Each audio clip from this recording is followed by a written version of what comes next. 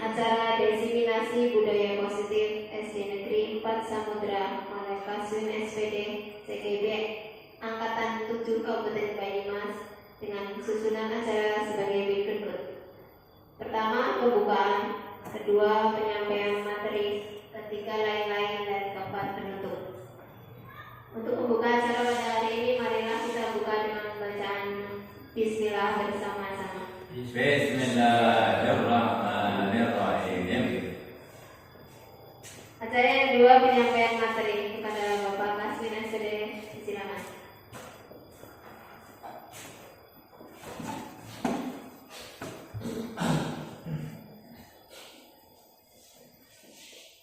Assalamualaikum warahmatullahi wabarakatuh. Waalaikumsalam. Selamat pagi dan salam sejahtera bagi kita semua. Yang saya hormati Bapak Kepala SD Negeri 4 Samudra, Bapak Taruna SPD, beserta Dewan Guru dan Staf SD Negeri 4 Samudra. Bapak Ibu yang saya hormati, bahwa pada hari ini saya akan menyampaikan diseminasi budaya positif. Namun sebelum acara dimulai, perlu kita membuat sebuah keyakinan atau kesepakatan kelas ini. Kesepakatan kelas yang pertama, karena waktunya 1 jam, nanti boleh mengingatkan jika lebih dari 1 jam saya diingatkan. Bagaimana, setuju? Waktu 1 jam.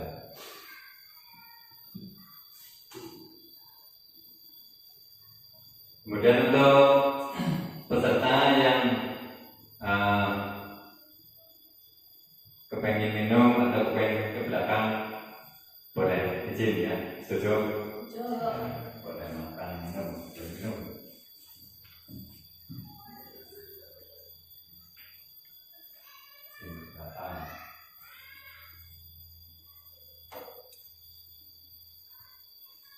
Yang keempat, menjaga kebersihan.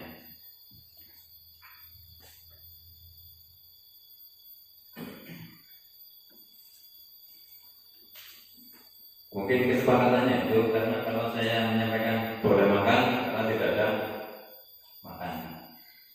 Bapak Ibu yang saya hormati, untuk selanjutnya kita akan buka pada membawa bakawan slide 1.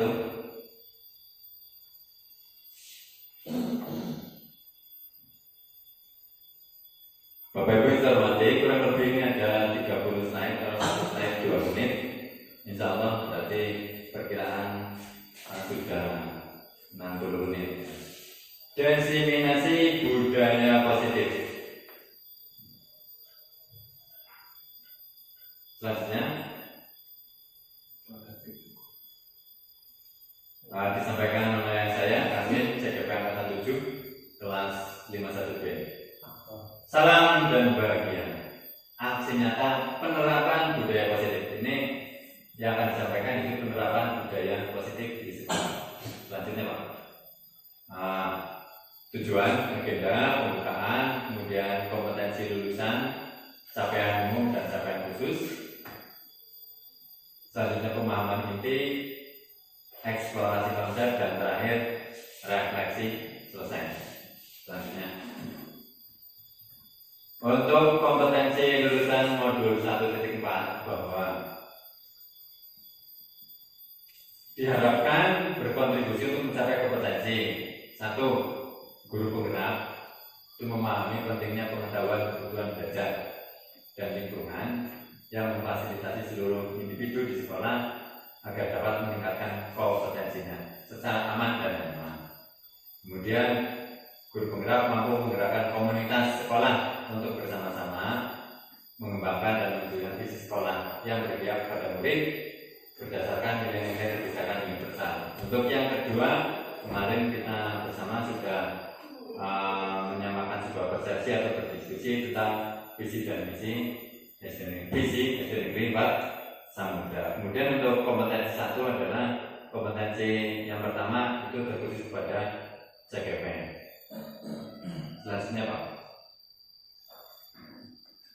capaian umum yang berikutnya, kita harus memahami konsep pendidikan menurut Ki Hajar Dewantara, atau kalau di dalam IKN itu kalau ada singkatan KHD, saya juga dulu bingung ya, KHD, ternyata itu singkatan Ki Hajar Dewantara.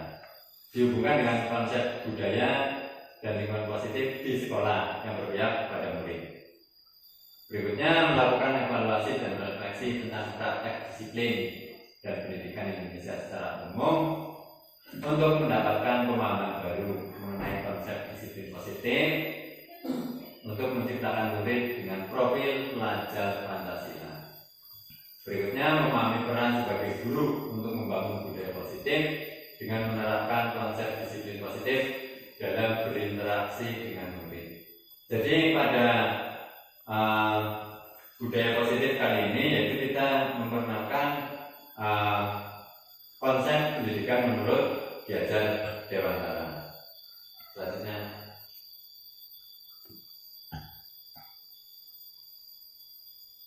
capaian khusus. Ini yang capaian khusus. Itu mendemonstrasikan pemahaman CGP dalam hal ini bagi saya mengenai konsep budaya positif yang di dalamnya terdapat konsep perubahan paradigma stimulus, respon, dan teori kontrol. 3 teori motivasi perilaku manusia, motivasi internal dan eksternal, keyakinan kelas, hukuman dan penghargaan, 5 kebutuhan dasar manusia, 5 posisi kontrol dulu, dan segitiga restitusi. Nanti berarti slide berikutnya itu penjabaran dari keyakinan kelas, kebutuhan dasar manusia, posisi kontrol dulu, motivasi internal dan eksternal akan dijabarkan secara lebih detail pada nanti slide berikutnya. Kemudian menerapkan strategi disiplin positif yang memerdekakan murid untuk menciptakan ekosistem sekolah aman dan berpihak pada anak. Kemudian menyusun langkah-langkah dan strategi nyata yang efektif dalam mewujudkan kolaborasi dengan seluruh pemangku kepentingan sekolah agar tercipta budaya positif yang dapat mengembangkan karakter murid. Dan yang terakhir, bersikap reflektif dan kritis terhadap budaya di sekolah dan senantiasa mengembangkannya sesuai kebutuhan sosial dan murid. Demikian untuk capaian khusus modul ini. Sebelum dilanjutkan ini untuk budaya positif, kita ada pertanyaan pemantik. Apakah Anda setuju dengan pernyataan ini? Nah, ini maksudnya setuju atau tidak setuju dengan nanti di dalam benak Bapak, Ibu, ya dipikirkan. Nah, nanti hasilnya disesuaikan dengan materi yang akan selanjutnya. Tapi ini sebagai pertanyaan pemantik. Apakah setuju? 1. Hukuman dapat mendisiplinkan anak. Setuju orang? Setuju atau tidak? 2. Pemberian hukuman dengan hal positif seperti membaca atau membersihkan halaman sekolah dapat meningkatkan disiplin anak. Nah, nanti seperti apa? Kita pasti sudah punya bayangan, ya, setuju atau tidak. 3. Memberi penghargaan dapat meningkatkan motivasi belajar anak. Nah, ini memang ada hukuman, kemudian pemberian hukuman positif, membaca atau membersihkan halaman, dan yang ketiga memberi penghargaan. Itu bisa seperti itu.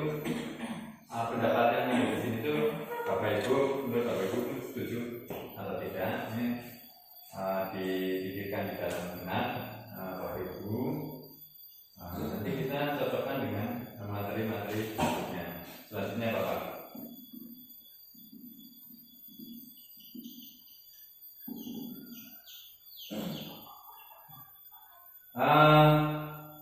Konsep utama modul budaya positif. Nah, ini yang budaya positif itu apa saja? Nanti 1, perubahan paradigma baru. Kemudian disiplin positif. Yang ketiga, kebutuhan dasar manusia.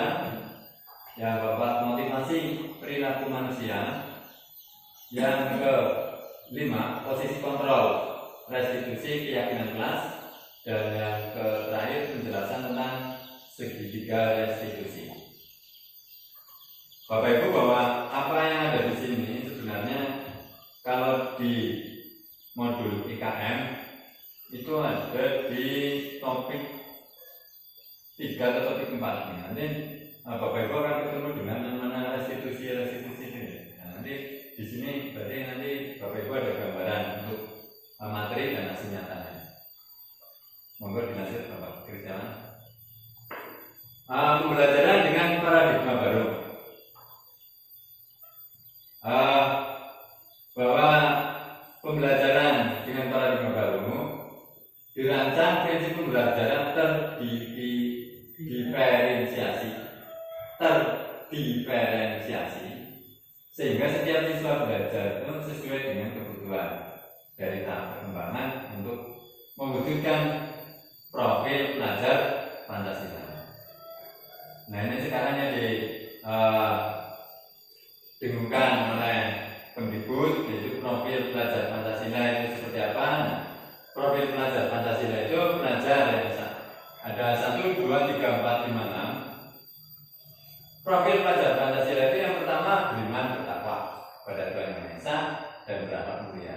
Kalau pelajar sudah beriman bertakwa berakhlak mulia, berarti itu sudah sesuai.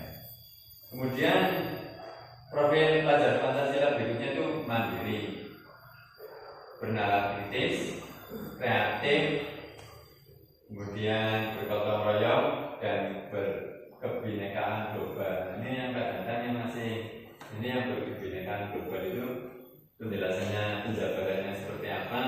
Ini cakupannya perlu penjelasan karena cakupannya cukup luas. Tapi itu profil pelajar Pancasila berarti mengandung ada 6 karakter, yaitu beriman, bertakwa kepada Tuhan Yang Esa, berakhlak mulia, mandiri, bernalar kritis, kreatif, gotong royong, berkebinekaan global. Termasuk wawasan nasional, itu sekarang maksudnya di kebinekaan global. Nah, sekarang kita masuk di tadi yang pertama, disiplin positif. Apakah makna dari disiplin? Ini kita sudah sering membahasnya, Bapak Guru sering menyampaikan baik kepada siswa di pelajaran dan sebagainya. Kita harus disiplin. Nah, seperti apakah makna disiplin? Ini ada dalam budaya kita, makna disiplin bermakna menjaga sesuatu yang perlakuan seseorang pada orang lain untuk mendapatkan kepatuhan, sehingga kita cenderung menimbulkan kata disiplin dengan ketidaknyamanan. Kemudian kita sebagai pendidik, tadi yang di atas adalah budaya kita, jadi secara umum masyarakat. Kemudian kita sebagai pendidik,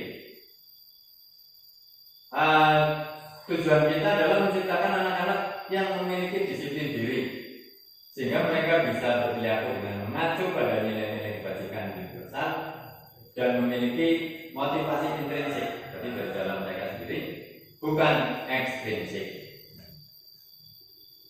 Dari sini akan muncul disiplin positif, merupakan salah satu cara penerapan disiplin yang bertujuan untuk menumbuhkan kesadaran serta memberdayakan anak untuk melakukan sesuatu tanpa paksaan, ancaman maupun hukuman. Nah, ini yang dimaksud muaranya itu ke disiplin positif itu,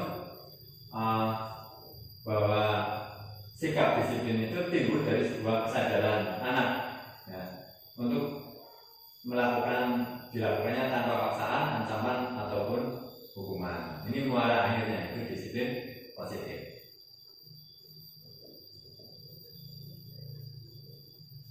Selanjutnya kita ada kebutuhan dasar manusia.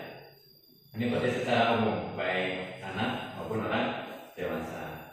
Ini secara teori, kebutuhan dasar manusia ini ada 5. 1, bertahan hidup. Itu sudah jelas ya, kita dalam segala kegiatan kita bertahan hidup. Kemudian manusia itu butuh kasih sayang dan rasa diterima. Manusia juga kadang butuh penguasaan. Manusia butuh kesenangan, sudah jelas. Itu yang saya rasakan.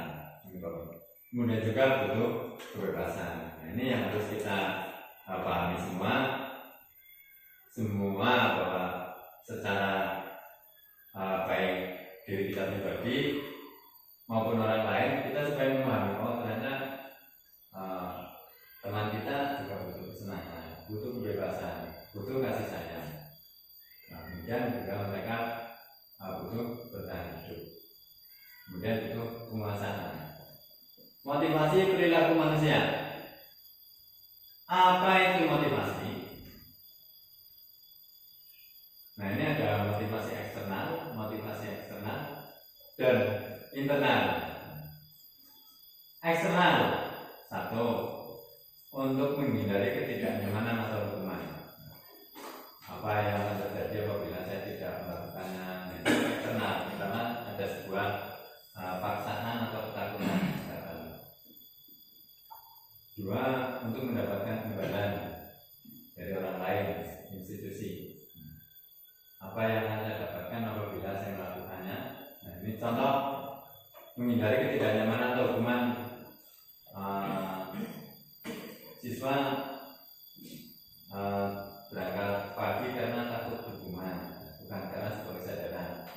Kemudian belajar giat karena ingin mendapatkan sebuah penghargaan. Berikutnya, nah ini yang internal, disiplin positif, yaitu untuk menghargai diri sendiri. Yaitu di dalam benaknya siswa atau kita, saya akan menjadi orang seperti apa bila saya melakukannya. Jadi itu dari akan timbul kesadaran diri. Selanjutnya, Bapak. Konsep disiplin, identitas. Nah, ini secara teoritis ada identitas gagal, ada identitas sukses. Nah, ini kalau diterapkannya kepada siswa ya, hukuman. Nah, siswa diberi hukuman, maka yang terjadi sesuatu yang menyakitkan. Nah, harus terjadi. Kalau konsekuensi, sesuatu harus terjadi. Nah, kalau restitusi, nanti restitusi ada penjelasannya. Restitusi merupakan sebuah pilihan. Kemudian tidak nyaman untuk murid. Nah, kalau konsekuensi, tidak nyaman untuk murid tapi jangka pendek. Kalau tidak nyaman untuk murid, jangka panjang hukuman. Yaitu misalnya seseorang guru memberikan hukuman, mungkin untuk fisik atau sebuah kata-kata verbal, mereka akan terngiang-ngiang selamanya. Nah, itu panjang. Kemudian kalau konsekuensi itu misalkan anak menghilangkan barang teman lain kemudian mengganti, memang tidak nyaman, tapi itu kalau sudah diganti berarti sudah selesai. Nah, kalau restitusi berarti menguatkan murid dalam jangka panjang. Dihukum oleh penghargaan. Nah, tadi hukuman. Kalau penghargaan, kelemahannya bisa menurunkan kualitas. Benar atau tidak? Jadi bisa kita pikirkan. Penghargaan mematikan kreativitas. Penghargaan mengurangi motivasi intrinsik. Maksudnya sesuatu ada kekurangan kelebihan. Contoh penghargaan menurunkan kualitas dan mematikan kreativitas. Dalam hal ini ketika ujian nasional sekolah akhirnya terfokus pada bagaimana mencapai target nilai yang sangat tinggi, sehingga ternyata kualitas siswa ketika sudah outputnya keluar kurang, oleh yang nilainya tinggi itu tidak menjamin anak tersebut berkualitas. Nah, itu karena mengejar sebuah penghargaan peringkat. Makanya di dalam IKN sekarang tidak ada peringkat. Dilanjutkan. Nah, ini nanti ada sebuah pertanyaan. Ini hukuman atau konsekuensi? Mencatat 100 kali di dalam kalimat saya tidak akan terlambat lagi. Nah, itu maksudnya hukuman atau konsekuensi. Nanti Bapak Ibu Silakan. ya dipikir ya. lari mengelilingi lapangan itu hukuman apa konsekuensi? Murid diminta push up itu hukuman apa konsekuensi? Mengganti kertas tugas teman itu hukuman apa konsekuensi? Membersihkan tumpahan air di meja tulis karena tersenggol itu hukuman apa konsekuensi? Nanti jangan tidak dulu ya Mas Chris. Apakah dalam benak pikiran saya menjawab itu nanti sesuai apa tidak? Lari mengelilingi lapangan basket. Nah, misalkan ini ada sebuah tindakan ya, karena anak terlambat, kemudian siswa supaya mencara lagi, saya tidak akan terlambat lagi. Ini hukuman atau konsekuensi? Konsekuensi. Ya. Jadi hukuman. Kalau hukuman mengelilingi lari lapangan basket karena terlambat hadir di sekolah, hukuman apa konsekuensi? Hukuman. Murid diminta push up karena tidak menggunakan masker, hukuman. Mengganti kertas tugas temannya dicoret-coret, konsekuensi. Membersihkan tumpahan di meja tulis karena tersenggol, konsekuensi. Murid disuruh mengenakan sepatu seharian karena tidak mengenakan sepatu hitam, sepatunya berbeda, hukuman. Nah ini lari mengelilingi lapangan basket ini sama dengan yang ini ya. Coba dicek. Hukuman, konsekuensi. Lari mengelilingi lapangan basket 2 kali karena kalau ini kayaknya kalau menurut saya hukuman itu ya. Hukuman. Contoh ini membersihkan meja karena sudah ini ya benar. Ya. Berarti kurang lebihnya Bapak Ibu semuanya insya Allah sudah paham ya. Mana hukuman, mana konsekuensi. Nah, perbedaan hukuman dan konsekuensi. Nah, ini sesuatu yang menyakitkan harus terjadi, sesuatu harus terjadi, membuat anak sakit baik fisik maupun hati, membuat anak merasa tidak nyaman. Ya ini yang terjadi ini ya. Kadang-kadang kalau dihukum fisik, saya juga pernah dihukum fisik ya dulu karena waktu SMA push up di depan kelas ya, sampai sekarang masih ringan. Nah, kemudian kalau ini kan kalau sudah konsekuensinya sudah diselesaikan, biasanya sudah hilang. Anak membenci kedisiplinan, kemudian kalau konsekuensi menghargai disiplin.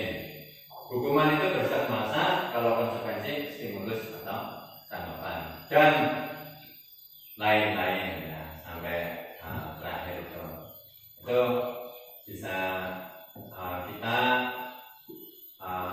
berdasarkan pengalaman kita, saya yakin Bapak Ibu sudah bisa membedakan mana hukuman dan konsekuensi. Selanjutnya Bapak. Nah ini yang restitusi. Ini saya juga termasuk di CGP materi yang baru dan nanti teman-teman juga di KM ada di KM ada materi ini tentang restitusi. Ini karena ini bukan teorinya KHD, ini Gosen. Restitusi itu proses menciptakan kondisi bagi murid untuk memperbaiki kesalahan. Menciptakan kondisi bagi murid untuk memperbaiki kesalahan, sehingga mereka bisa kembali pada kelompok dengan karakter yang lebih kuat. Restitusi juga merupakan proses kolaboratif yang mengajarkan murid untuk mencari solusi bagi masalah mereka dan membantu murid berpikir tentang orang seperti apa yang mereka inginkan menjadi tujuan dan bagaimana harus memperlakukan orang lain. Nah, itu restitusi. Nah, ini termasuk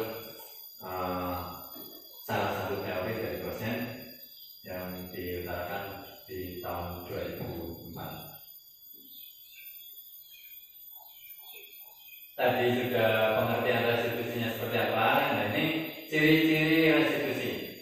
1, bukan untuk menebus kesalahan, namun untuk belajar dari kesalahan. Kalau Tapi kalau restitusi belajar dari kesalahan. Nah, ciri-cirinya memperbaiki hubungan. Yang ketiga tawaran, ya bukan paksaan. Paksaan masih hukuman. Yang berikutnya restitusi menuntut untuk melihat ke dalam diri. Yang kelima, restitusi mencari kebutuhan dasar yang mendasari tindakan. Yang keenam, restitusi fokus pada karakter, ya, bukan tindakan. Dan yang terakhir, restitusi fokus pada solusi. Nah ini yang posisi kontrol, ya. Posisi kontrol restitusi. Ini ada contoh kontrol dari luar, yang menghukum, membuat orang bersalah. Nah kemudian ada teman, ada pemantau, ada manajer. Dari 5 ini memang kita nanti akan ditempatkan, kita menjadi penghukum, kita juga sewaktu-waktu menjadikan orang atau siswa, oh saya merasa bersalah. Kapan kita menjadikan sebagai teman, kapan kita menjadi pemantau, dan kapan kita menjadi manajer. Nah, ini kita harus bisa menerapkan waktunya.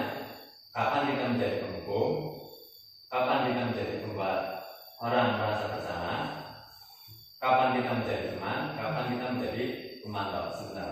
Nah ini motivasi guru.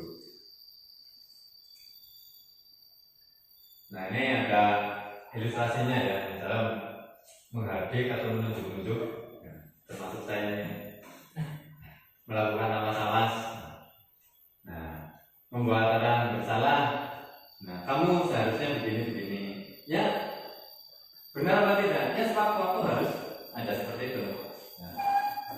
Nah, kemudian sebagai teman membuat alasan, mengapa kamu begini. Pemantau menghitung dan mengukur. Kalau manajer namanya dipanggil, sebenarnya kita melakukan identifikasi pertanyaan-pertanyaan dan sampai mengevaluasi bagaimana cara kamu memperbaiki. Ini yang menjadi manajer. Memantau juga menitik beratkan pada sanksi atau hadiah. Teman, terakhirnya supaya apa yang tidak tergantung. Saya pikir Bapak Ibu teman saya ternyata begitu dan sebagainya. Lanjutkan Pak. Nah, pernyataannya seperti ini. Nah, siapa yang mengatakan saya kecewa sekali dengan kamu? Nah, nanti kan orang yang dikatakan merasa bersalah. Nah, kalau misalkan ada upacara atau gimana, senang dan sebagainya, atau di depan kelas menjawab kamu tidak benar melakukannya, ini sudah bentuknya hukuman. Nah kemudian kalau memberi semangat, ayo lakukan dengan baik, lakukan demi Bapak Ibu. Nah, berarti itu pada posisi sebagai teman. Pernyataan, apakah kamu mau mendapatkan stiker bintang hari ini? Misalnya mendapatkan 100, didapat stiker bintang, berarti ini sebagai pemantau. Kemudian kalau pernyataannya bagaimana kamu bisa menyelesaikan masalah ini sudah manajer. Nah, kamu selalu yang paling terakhir ini penghukum. Memang kalau memberi ilustrasi penghukum itu mudah, banyak contohnya. Tapi kalau yang lain memang agak sedikit.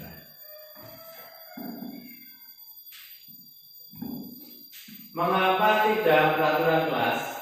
Peraturan saja. Mengapa harus keyakinan kelas? Untuk pembelajaran di sekolah atau kegiatan kesiswaan, mengapa kita tidak peraturan ini?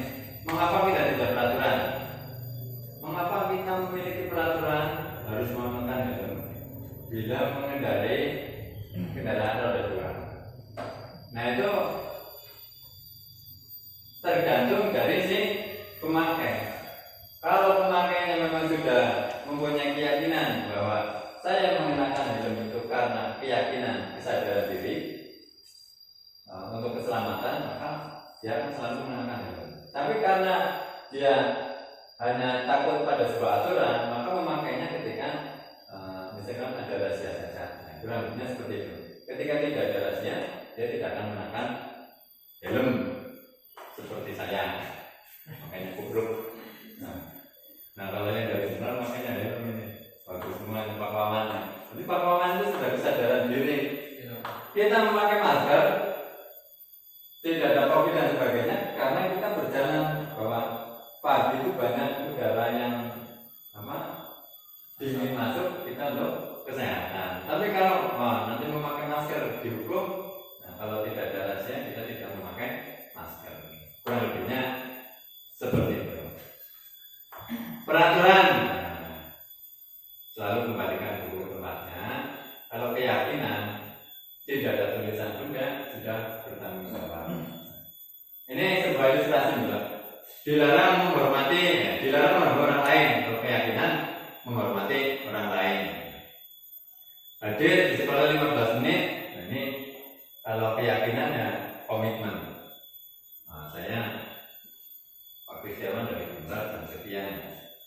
Jadi saya kan komitmennya menghormati orang lain. Dan perasaan saya kan sebenarnya malu. Kita kalah dengan orang yang dari jauh. Dilarang menggunakan narkoba. Tapi yang menggunakan narkoba sudah tulis ini. Tapi kalau kita sadar dengan kesehatan, dilarang merokok, kawasan bebas merokok. Nah kalau saya ya satu untuk kesehatan, satunya untuk ibadah. Jadi merokok bisa, tidak merokok juga tidak apa-apa. Tapi walaupun tulisannya itu memang karena sudah belum bisa, ya masih dilakukan. Ya kok tidak Pak Kris? Jangan tidak merokok. Nah, jadi ada tulisan atau tidak terpengaruh ya. Ya keyakinan. Benar-benar. Ya keyakinan ini. Lanjut Pak. Ini sudah bukti. Nah, contoh keyakinan kelas. Nah, misalkan tadi kan ini kita sudah buat ini keyakinan kelas. Waktu 1 jam. Nah, saya boleh ditanya. Boleh minum? Boleh. Mereka sudah sepakat. Misalnya di kelas kita boleh minum, boleh. Jika nanti ketika ada kesepakatan, nanti tidak ada siswa mengajukan, Pak, itu minum. Yang penting pada muaranya menjaga kebersihan. Kemudian ada kalau ke izin pelajaran izin di belakang boleh izin. Berarti siswa tidak boleh lolos. Ya. Ada konsekuensi atau kesepakatan kalau ke belakang kita. Kalau kesepakatan kelas termasuk berdoa sebelum dan sesudah. Kalau seperti itu kita sudah biasa melaksanakan aktif dalam pembelajaran. Nah ketika mereka tidak aktif, kita bisa mengingatkan karena itu sudah berdasarkan kesepakatan. Lanjut Pak Kristiawan. Ini contoh dalam pembuatan keyakinan kelasnya. Seperti tadi saya menanyakan kira-kira dengan setuju saya tulis. Termasuk siswa juga seperti itu. Ditanyakan atau mereka meminta, Pak, kita boleh makan, ya nanti kesepakatan dengan seluruh siswa boleh atau tidak. Kalau boleh ya, berarti bisa makan. Cuma nanti ada tambahnya seperti apa. Lanjut Pak. Nah ini segitiga institusi ini saya kalau kurang dekat. Itu validasi kebutuhan. Ini segitiga institusi. Segitiga restitusi itu ada satu itu menstabilkan identitas, kemudian validasi kebutuhan, meyakinkan. Menstabilkan identitas itu setiap orang, siswa kita pasti pernah melakukan kesalahan. Nah, ketika mereka melakukan kesalahan, kita mengatakan bahwa kamu bukan satu-satunya yang pernah melakukan kesalahan. Berarti ini sudah ketika ada sebuah kesalahan, kita harus menstabilkan identitas. Nah, ketika sudah ini ke sini validasi kebutuhan. Mengapa kamu melakukan itu? Pasti punya alasan. Kemudian apa? Adakah cara yang efektif untuk mendapatkan apa yang kamu butuhkan? Nah, kemudian baru menyatakan keyakinan nilai-nilai apa yang telah kita sepakati. Kamu ingin menjadi orang seperti apa? Ini yang terakhir. Jadi kalau ada misalkan siswa melakukan sebuah kesalahan karena sudah ada kesepakatan kelas atau keyakinan kelas. Nah ini saya sedikit pertama menstabilkan. Dalam menstabilkan ini bagian-bagiannya ini. Setelah menstabilkan baru validasi kebutuhan. Ini sebelah sana. Kemudian setelah itu menyampaikan keyakinan. Nah, ini. Monggo Pak Ridwan lanjut. Untuk membuat anak yang merasa gagal karena berbuat salah menjadi positif terhadap dirinya. Nah, misalkan karena berbuat salah, kalau ada anak salah, ini guru berkata, ya berbuat salah itu hanya manusiawi, tidak ada manusia yang sempurna. Bapak Ibu juga pernah berbuat salah. Kita pasti bisa menyelesaikan permasalahan ini. Bapak Ibu tidak tertarik mencari siapa yang benar, siapa yang salah. Tapi saya lebih tertarik menyelesaikan masalah ini. Terus kamu jangan menyalahkan diri. Ini kurang lebihnya ilustrasinya seperti ini lah ya. Jelas supaya membuat anak tidak merasa gagal karena berbuat salah. Nah, saya juga berbuat salah ketika misalkan kemarin ada sebuah penulisan yang salah. Nah, apakah nanti bentuknya hukuman atau teori segitiga restitusi? Nah, kalau mereka ini manusiawi, lanjut Pak. Nah, membantu siswa mengenal basic need atau kebutuhan yang ingin dipenuhi ketika melakukan kesalahan tersebut. Nah, karena pada dasarnya manusia itu tujuannya adalah memenuhi kebutuhannya, yaitu power, freedom, love, and belong, fun, and spiritual. Tadi lah power kekuatan, kekuasaan, freedom kebebasan, love, and kasih sayang, fun kesenangan, dan spiritual itu bertahan. Nah, membantu. Kamu bisa saja melakukan hal yang lebih buruk, tapi kamu tidak melakukannya kan? Kamu pasti punya alasan mengapa kamu melakukan itu. Apa yang penting bagi kamu? Ilustrasinya kurang lebih seperti itu. Kamu boleh tetap bisa menjaga sikap itu, tapi tambahkan sikap yang lain, yang baru. Apakah kamu bisa melakukan dengan lebih baik lagi besok? Ini termasuk membantu mengenal ya kebutuhan siswa tersebut. Kita harus mengenal kebutuhan dari siswa-siswa kita di kelas kita dan temannya di kelas kita masing-masing. Lanjut Pak. Anak melihat kesalahan dihubungkan dengan norma sosial dan nilai-nilai yang mendasari berinteraksi dengan orang lain. Saya guru berkata, apa nilai yang kita percaya di kelas kita? Maksudnya yang sudah ini ya. Nilai-nilai universal apa yang telah kita sepakati? Kelas yang ideal itu yang seperti apa? Kamu ingin menjadi anak seperti apa? Apa yang kamu rasakan? Ketika mulai itu kamu menjadi orang seperti apa? Nah, ini anak akan melihat kesalahannya itu dengan norma sosial dan nilai-nilai yang mendasari. Nah, itu gambarannya guru berkata seperti itu. Nah, apa yang nilai di sekolah kita, kemudian nilai-nilai yang sudah disepakati seperti apa, kelas kita yang ideal atau yang baik itu seperti apa, sebenarnya mereka kan mengukur dengan diri mereka sendiri apakah sudah pas atau belum. Lanjut. Video tindakan restitusi. Ya ini sebuah contoh sambil kita break di Pak. Berarti ke file.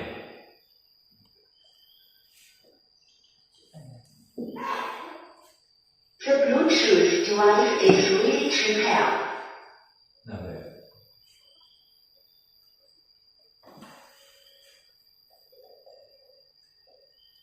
Ini Hah? Sudah? Oh.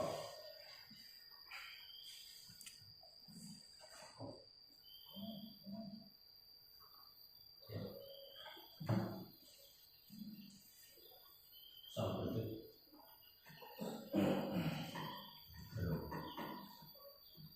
Anu, sana. Nah, berbeda stiker.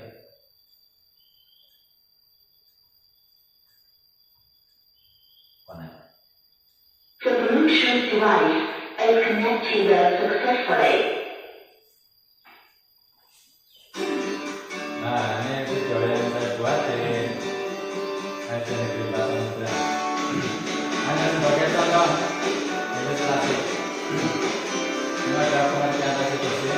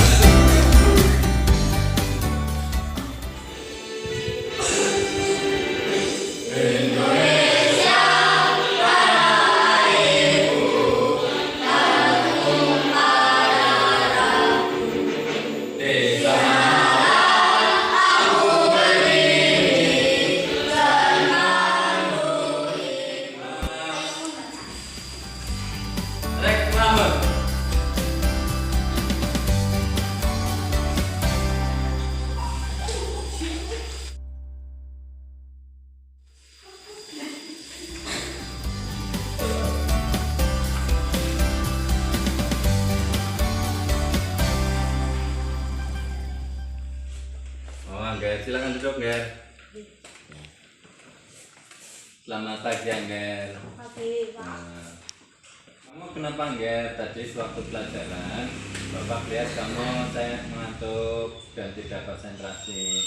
Apakah kamu kecapean atau ada masalah lain? Saya tidak kecapean, Pak, tapi saya dibeliin HP baru. Oh, alhamdulillah dibelikan HP baru. Jadi kamu bagaimana, Pak? HP barunya itu kamu tidurnya terlalu larut? Iya. Oh, seperti itu. Begini, Angger, kamu harus berterima kasih kepada orang tua sudah dibelikan HP baru, kemudian bisa digunakan supaya bermanfaat. Terkait di kelas tadi, kamu kan teman-teman yang lain mengikuti pelajaran dan mengerjakan tugas, kamu mengantuk saja. Itu menurut kamu benar apa tidak? Tidak, Pak. Saya salah, Pak. Nggih. Saya tidak mengulangi lagi. Oh, nggih. Terima kasih kamu sudah minta maaf, Pak Guru sudah maafkan. Kemudian yang penting kamu bersyukur sudah punya HP baru, nanti bermanfaat. Tapi kamu harus bisa memanfaatkan waktu, menjaga waktu supaya kegiatan sekolah kamu tidak terganggu. Terima kasih, Angger. Silakan kembali lagi kelas. Halo. Bagaimana reklamanya? Oh, bagus sekali. Ya, sudah. Bagaimana semuanya sudah selesai? Oke, salah satu teman mengumpulkan.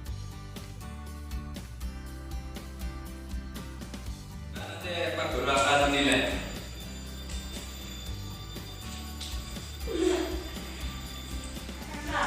Waalaikumsalam warahmatullahi wabarakatuh. Silakan duduk Wahyu. Selamat pagi Wahyu. Bagaimana kabarmu hari ini? Alhamdulillah. Begini Wahyu, kenapa kamu saya panggil ke sini? Sebab Bapak ingin berkomunikasi, ingin bertanya. Tadi sewaktu pelajaran di kelas hampir selesai, Pak Guru bahkan teman-teman melihat sesuatu yang dilempar ke belakang. Apa yang kamu lempar? Kertas yang tidak dipakai. Oh, kertas yang tidak dipakai. Mengapa kertas yang tidak dipakai itu kamu lempar ke belakang? Karena iseng. Oh, iseng. Nah, menurut kamu sebenarnya kertas yang tidak dipakai itu harusnya dibuang di mana? Di tempat sampah. Oh, di tempat sampah. Terima kasih. Begini Wahyu, kamu juga tadi sudah memahami bahwa kertas yang tidak dipakai atau sampah harus dibuang di tempat sampah. Nah ini ke depan, ini perbuatan kamu itu menurut kamu yang tadi melempar sampah sembarangan itu benar apa tidak? Benar. Oh benar. Nah, tapi perbuatannya benar apa tidak? Tidak. Bagus, berarti kamu sudah memahami. Dan sesuai dengan kesepakatan kelas bahwa kita harus menjaga kebersihan. Nah, nanti ke depan kamu kalau membuang barang bekas, kertas bekas harus di tempat Sampah. kira-kira kamu sudah paham? Terima kasih penjelasan Pak Guru. Saya mohon maaf tidak akan mengulangi lagi. Oke, semoga apa yang kamu sampaikan bisa dilaksanakan dan permohonan maaf kamu sudah saya terima, dan juga nanti untuk contoh teman-teman semua bahwa perbuatan sudah benar dan kamu tidak akan mengulangi lagi. Assalamualaikum. Waalaikumsalam.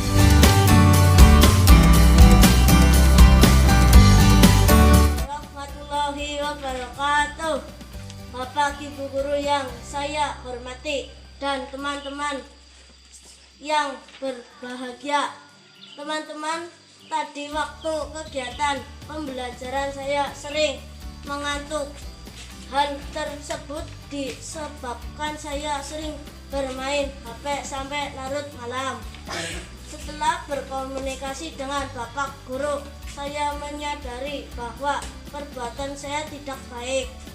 Saya harus bisa mengatur waktu dengan baik agar pembuatan tersebut tidak terulang. Terima kasih. Wassalamualaikum warahmatullahi wabarakatuh. Warahmatullahi wabarakatuh. Bapak Ibu Guru yang saya hormati dan teman-teman yang berbahagia. Teman-teman, tadi waktu kegiatan pembelajaran saya membuang sampah sembarangan. Hal tersebut disebabkan saya iseng. Setelah berkomunikasi dengan Bapak Guru, saya menyadari bahwa perbuatan saya tidak baik. Saya mohon maaf dan tidak akan mengulangi lagi. Dan teman-teman jangan meniru perbuatan saya yang tidak baik. Terima kasih. Assalamualaikum warahmatullahi wabarakatuh.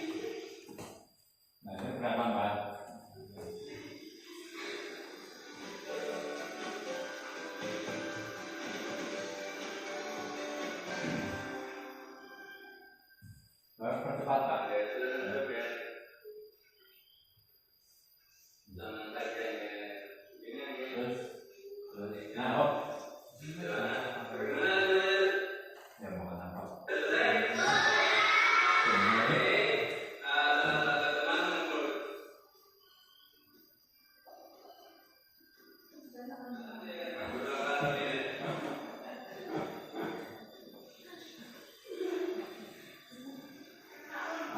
mata. Terus, iya. Terus, oh. Hal tersebut disebabkan saya sering bermain sampai larut malam. Setelah berkomunikasi dengan bapak guru, saya menyadari bahwa perbuatan saya tidak baik. Saya mohon maaf dan tidak akan mengulangi lagi. Dan teman-teman harus meniru perbuatan saya yang tidak baik. Terima kasih. Assalamualaikum warahmatullahi wabarakatuh.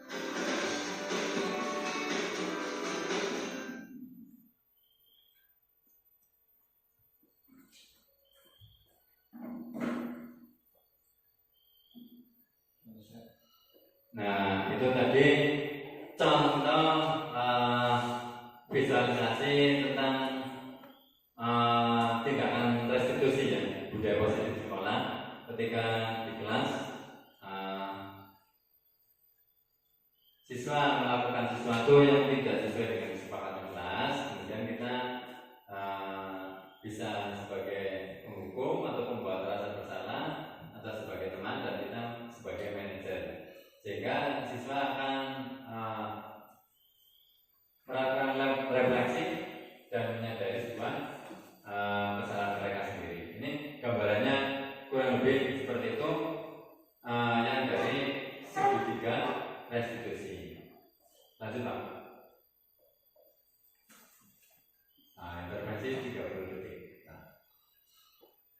Intervensi ini bisa membantu murid kembali ke tujuan semula dengan cukup singkat dengan cara non konfrontatif. Ini ada 1, 2, 3, 4, 5, 6, 7, 8, 9, 10, 11, 12, 13, 14. Intervensi 30 detik. Intervensi ini akan bisa membantu murid kembali ke tujuan semula dengan cukup singkat dan dengan cara non konfrontatif. 1, seperti apa sana? Nah, ini ada sebuah pernyataan. Apakah kamu ingin berbuat lebih baik? Seperti itu. Apakah saat ini kamu sedang menjadi orang yang sedang kamu inginkan? 3, apakah kamu bisa mengubah kegiatan perilaku kamu saat ini menjadi sikap yang lebih membantu? Yang keempat, apakah wajar membuat kesalahan? Bisakah kita memperbaikinya? Yang kelima, apakah kamu melakukan saat ini sesuai? Kapan kamu siap untuk mulai? Ini juga ada peraturannya apa? Sepertinya kamu punya masalah. Ada yang bisa saya bantu? Saat ini kamu seharusnya berbuat apa? Nah, ini pernyataan-pernyataan seperti ini bisa membantu murid ke tujuan semula. Apakah tugas kamu saat ini?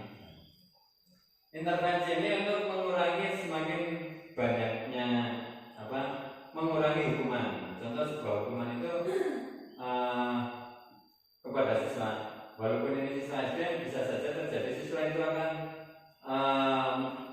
terkena dan menjadi sebuah kebencian. Misalkan motornya bapak guru atau siapa yang melakukan hukuman, misalnya disilet joknya atau dikempasi bannya, itu bisa saja terjadi.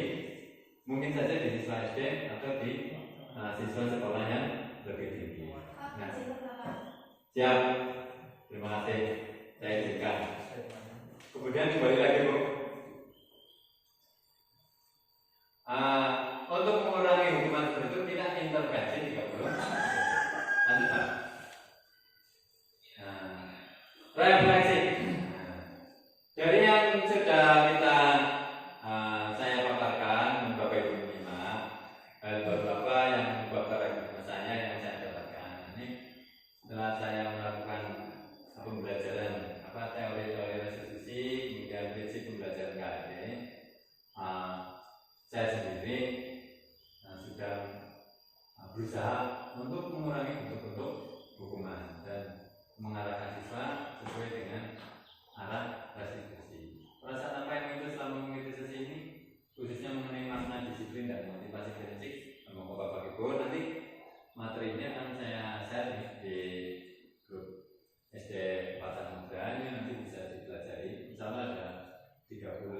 Said jalannya sekitar 4 MB. Kemudian peran among seperti apa yang telah saya lakukan selama dulu. Barangkali Bapak Ibu sebenarnya sudah mempraktekkan ini dari dulu. Saya akan menjadi among yang seperti apakah setelah mengikuti modul ini. Nah, kalau belum pernah melakukannya, maka kita selama ini menjadi seorang pelaku, apa kita akan memperbaiki dengan paradigma baru tersebut. Lanjut Pak. Nah, ini sudah diletakkan kembang api. Terima kasih. Salam dan bahagia ini dari guru. Dengan mungkin di guru di materi kami salam dan bahagia ini juga untuk sekarang ini guru itu salamnya salam dan bahagia. Salam bergerak, tergerak, bergerak dan bagaimana bisa menggerakkan. Bapak Ibu yang hormati, demikian yang kurang lebih bisa saya sampaikan. Mudah-mudahan kita bisa mempelajari atau kita bisa meresapi, kemudian bisa mempraktekannya, terkhusus untuk diri saya sendiri. Mudah-mudahan bisa bermanfaat untuk Bapak Ibu semua dan bermanfaat untuk keluarga besar SD Negeri Samudra. Dari saya cukup. Banyak kesalahan, mohon maaf. Bila terkait baliknya, wassalamualaikum warahmatullahi wabarakatuh.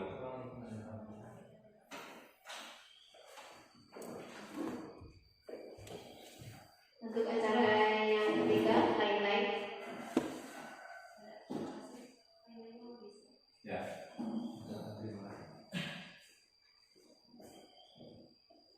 Untuk lain